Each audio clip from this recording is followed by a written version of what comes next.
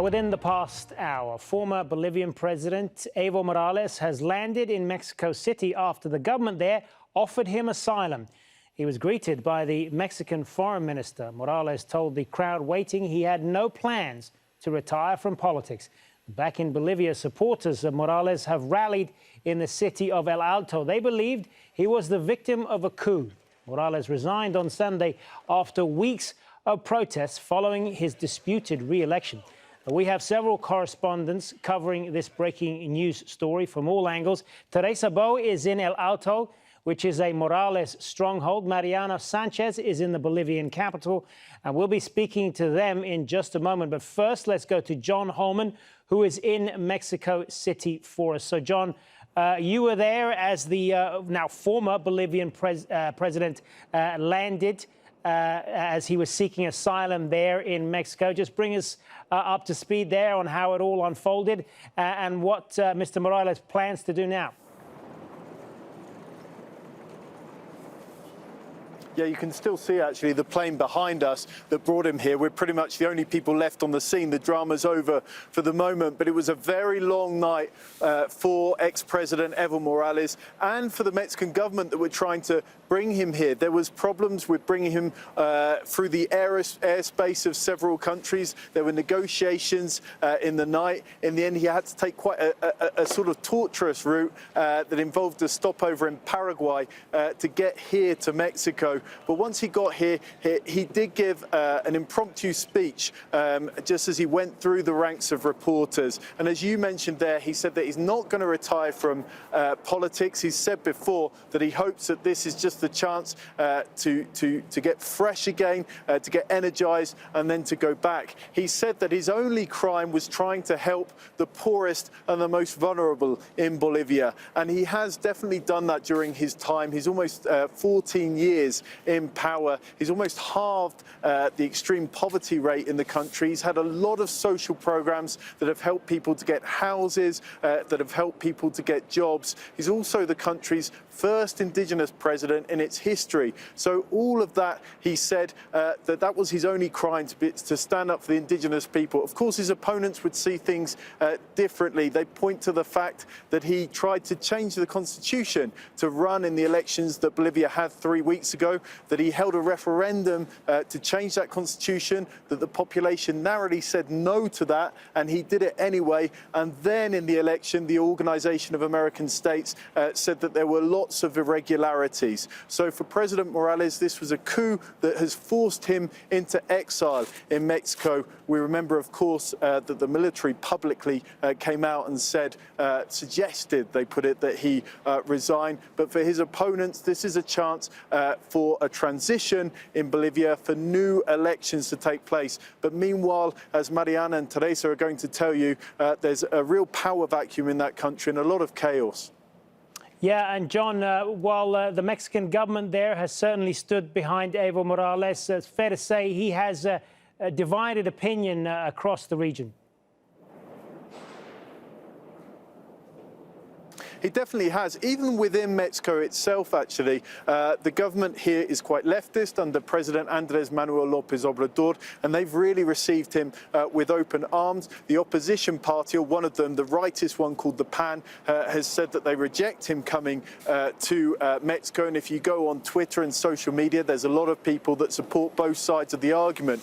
Now, going wider afield in Latin America, it really seems split between countries on the left, Nicaragua, Venezuela, Cuba, that support President Morales' version that this is a coup, that he's the victim of a coup that's forced him out of the country. And there's those on the other side, like Brazil and Colombia, that are basically saying he's gone, let's get on with the transition and let's get on with fresh elections. And of course, you've got perhaps the biggest player of them all, the United States. And the United States seem to almost celebrate the fact that he's gone now and that there'll be this transition. The foreign minister, actually, of Mexico, Marcelo Ebrard, was asked about that in a morning briefing. Would this affect Mexico's relationship with the United States, the fact that they have taken in President Morales, who has long been a thorn in the side for the United States? And he said, well, we have a good relationship with the United States, and that's built on respect. It's not built on submission. We can have different ideas and we can still get along. So let's see how that plays out. Indeed, we will. John Holman live for us there in Mexico City, where Evo Morales has just landed. Thanks very much, John. Well, his supporters back in Bolivia have been protesting in El Alto, which is a stronghold for him there. Teresa joins us live from there. So, Teresa, presumably people there will be encouraged by the words of Evo Morales as he stepped off the plane there in Mexico City, saying that he would continue in politics, but obviously a lot of anger over how he was forced to leave the country.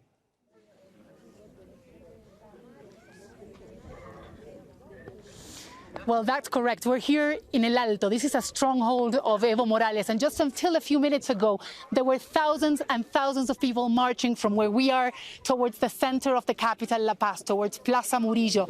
Those people that you can see right behind me are in a roadblock.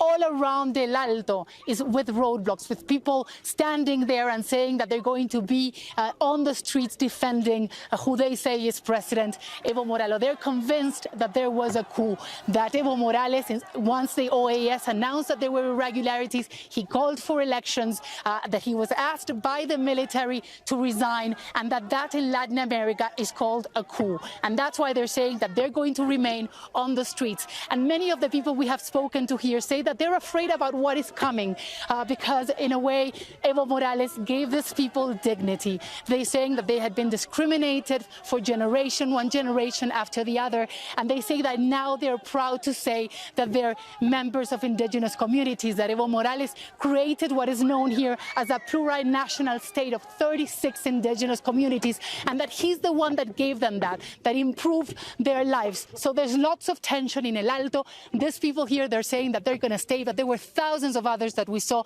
that are heading towards Plaza Murillo. This country is divided, and while many in some parts of Bolivia are happy that Morales resigned, others here are very, very angry. They're saying, they're celebrating that he actually made it to Mexico, but now they want him back. And because of the tension, there's also the armed forces on the streets controlling the security situation. We just, about an hour ago, there were 2 fighter jets passing right on top of us. These people say that they're trying to intimidate it, but they're not going to give up. They're going to remain on the streets until Evo Morales is back. And the other thing that they've been saying is that it's expected to be a meeting today in Congress to try and swear in an interim president.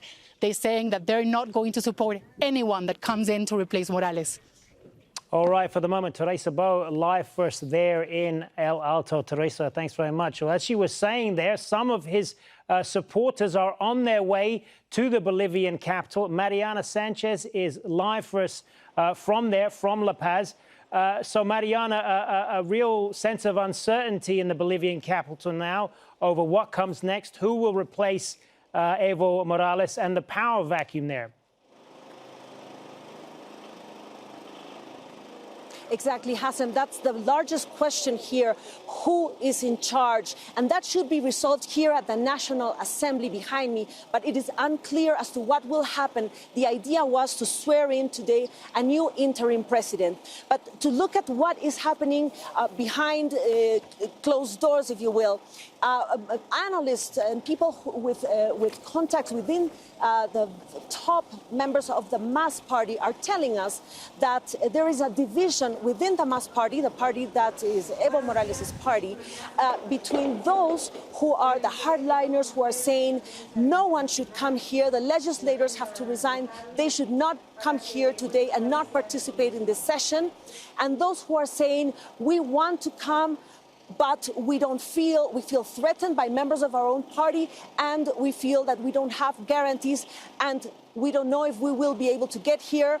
Most likely they will not. Ideally, what was expected to happen is that today there would be a quorum here at the National Assembly, and to get that quorum they needed 50 legislators plus 1 to be able to have a quorum and to go on to the first part of the agenda, which is to formally accept Evo Morales' resignation and then move on to swearing in the new interim president. It's unlikely that will happen.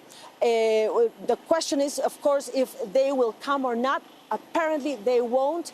The situation around this plaza, the Plaza Murillo, where we are now, is tense. There's police, there's riot police here, and there's some protesters we hear close by. One other thing that I think it's important to mention that the analysts were saying is that the ideal way out to this power vacuum, to this political crisis, is to resolve it here.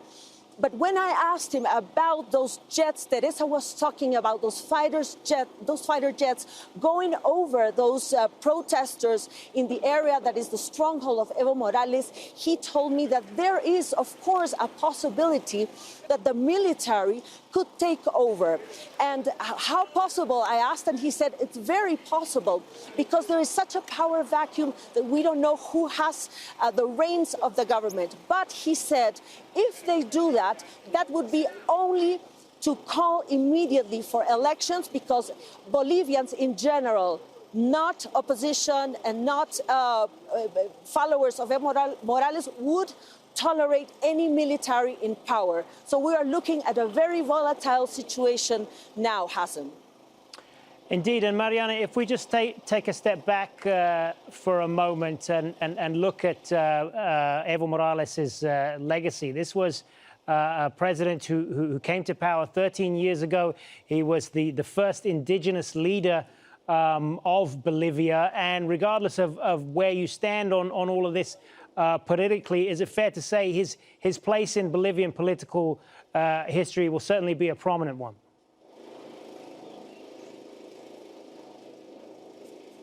Well, certainly there is a legacy, and it's a very important legacy, and that's why he was able to continue in the presidency for such a long time. He's given the poor people of Bolivia dignity and identity, which many didn't feel that they have before.